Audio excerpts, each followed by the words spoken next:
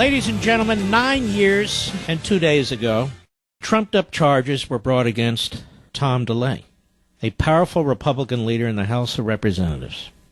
The foolish Republicans in the House had a rule that if a member is indicted, they would lose their position. Well, Tom was indicted on trumped-up charges by a grotesque district attorney in Travis County, the former DA, Ronnie Earl. And he'd done this before, 9 years and 2 days ago. The trial judge should have thrown this case out. You see, ladies and gentlemen, you can't commit the crime of money laundering if there are no proceeds from the money laundering. I've talked about this case for years. I brought on experts who've explained the same thing for years. It's obvious to anybody who has a law degree and is serious about the integrity of the justice system. Finally, the case gets to the Court of Appeals, and the Court of Appeals tosses the convictions. Case should never have gone to a grand jury. There was no money laundering, and there was no conspiracy. Well, that didn't stop the prosecutors in that office. They decided to go to the highest criminal appeals court in Texas, called the Texas Court of Criminal Appeals. And that court just ruled that the lower appellate court was correct. And as a matter of fact, the fundamental problem with the state's case was its failure to prove proceeds of any criminal activity. You see, Tom DeLay was so effective at helping elect Republicans and raise money that Nancy Pelosi, the Democrats in Washington, had a dear friend, a prosecutor in Austin. While it can't be proved that there was a direct connection, he did their dirty work for them. He took down Tom DeLay, who never committed any crime, who never even thought about committing a crime, a man of deep faith. Now, there are people who disagree with Tom on this issue or that issue. I found him to be a very wonderful fellow, and same with his family, to be just terrific. He's a man of deep and abiding faith, or I don't know how he would have gotten through this. But folks, 9 years and 2 days. Cost him every penny he has and money he doesn't have. His family, especially his wife, I hope I'm not speaking out of school, has suffered enormously. And it hangs over your head day after day, night after night, week after week, month after month, for 9 years and 2 days. The Soviet Union didn't put its targets through this. They just sent them off to Siberia, and that was the end of that. You see what was done to Tom DeLay? You see what was done to Ted Stevens at the federal level. I was no fan of Ted Stevens. That's irrelevant. Federal prosecutors in the Public Integrity Section of the United States Justice Department bring bogus charges and conceal evidence that would have helped the defense get convictions with a federal jury in front of a federal judge. Stevens loses his seat. Then as the facts start to come out, prosecutorial misconduct, concealing evidence, lying to the court, and of course the convictions are thrown out. And I could talk about the Ollie North case, what was done to him. But I'm particularly interested in Tom DeLay and his case. It's got to be one of the worst things I've ever seen, and I cannot imagine going through that. And I've asked Tom to be with me right now. Tom DeLay, how are you, my friend? Oh, I'm having a great day, Mark. Oh, I bet you are. And you knew all along this day would come in the end, didn't you? Oh, sure. I was pretty convinced that once we got the case out of Travis County, the People's Republic of Travis County, Austin, Texas, that people would actually look at the law. And as you say, you can't have money laundering unless you have proceeds from a criminal activity. And from the very get-go, but I didn't realize it would take so long.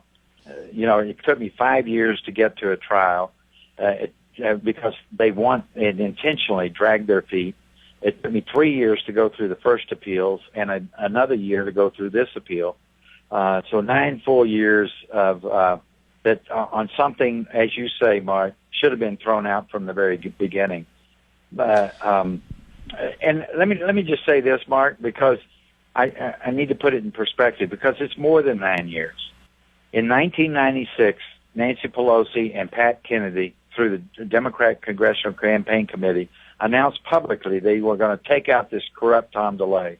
And that's when I got my first ethics charges.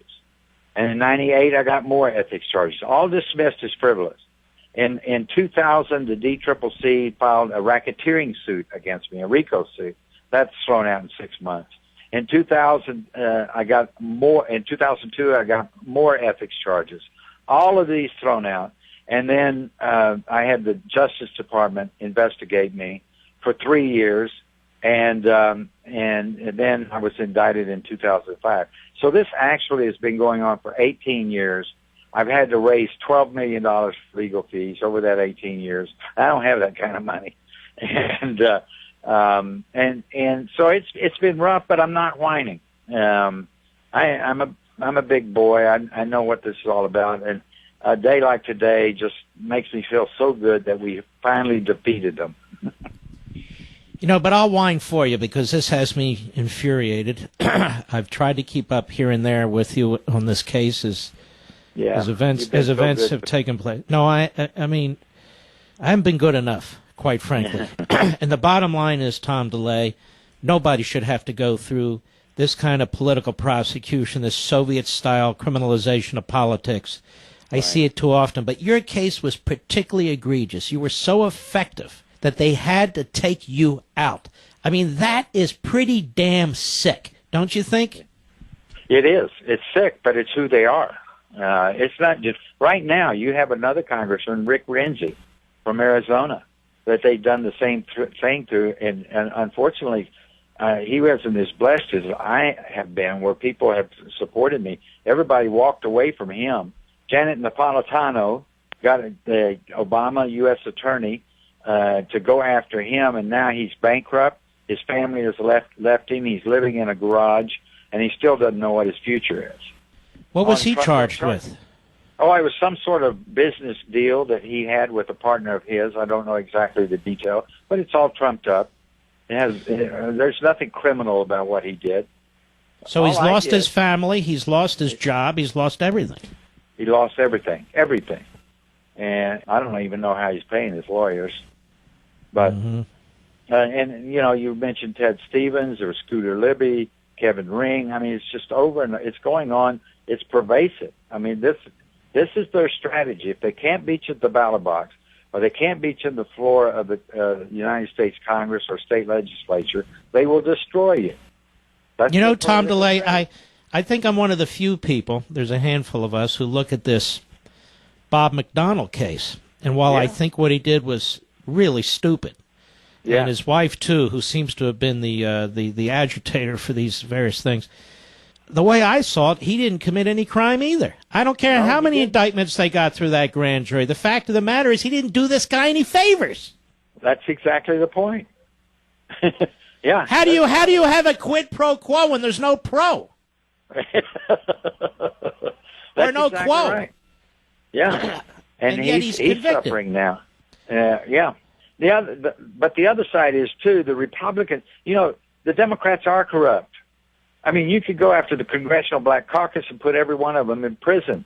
But the Republicans refuse to do anything. I'm not talking about making up things like they did on us or twisting the law. Now, why? What have they done? What is that organization? Well, I don't want to accuse them of anything. I don't want to get into that. But the point is, it is well known that the Democrats misuse their campaign funds. They use it personal means. They do all kinds of criminal things. Hide $90,000 in their freezer in New Orleans. I think that guy was taken down, though. I forget what his name was. Yes, he was. But on the other hand, we impeached and removed a federal judge in Florida, and now he's serving as a United States Congressman. Hastings. Yeah, that's remarkable. Yeah, Alcee Hastings. I mean, but the Republicans just refuse to get a backbone and go after the corruption that really exists. Mm-hmm. Well, the Republicans refuse to get a backbone and just stand up for the country. That drives me nuts right there and then. Well, Tom DeLay, let me just say this to you. What's very interesting as I speak to you here is you're not a bitter man, you're not a depressed man, you're none of these things, but I know for a fact that you are a man, so when you go through something like this, it has to have some effect on you, has an effect on your family and your finances and all the rest, but you beat them. You beat them, you beat them, you beat them. And that's the bottom line, isn't it? Yeah, we beat them. We beat them. But, yeah, I don't wish this on anybody, but I have to say, Mark, that people say, well, I guess you have a huge burden lifted off your shoulders. I don't have a burden. I gave Jesus Christ my burden, and I walked with that with an incredible sense of peace and joy. And I'm a better man for it. Going through it. All right. Well, we wish you all the best going forward here, and welcome to freedom. Well, thank you. I'm so excited about the rest of my life. How old are you now, Tom? 67. That's young. 67. So this all started when you were about 50 years old. Yeah. Absolutely incredible. Do me a favor. Give your family my best, will you? I will. Thank you, Mark. And I can't thank you enough for your friendship and your support. Well, God bless you. Take care. We're losing his cell phone there, but as I say, you may not agree with everything Tom DeLay did. That's quite beside the point. 18 years. Phony ethics complaints, RICO lawsuits, an outrageous indictment. And I went over at length with others, including Andy McCarthy, federal prosecutor, former chief of staff to an attorney. Look, what is this crap? Just unbelievable. And you know what's funny, ladies and gentlemen? Not really funny, actually quite upsetting. The Republicans abandoned him immediately. I don't know anyone who defended him. Well, other than me. But I don't know anybody who defended him on Capitol Hill. The Republicans run, bunch of cowards.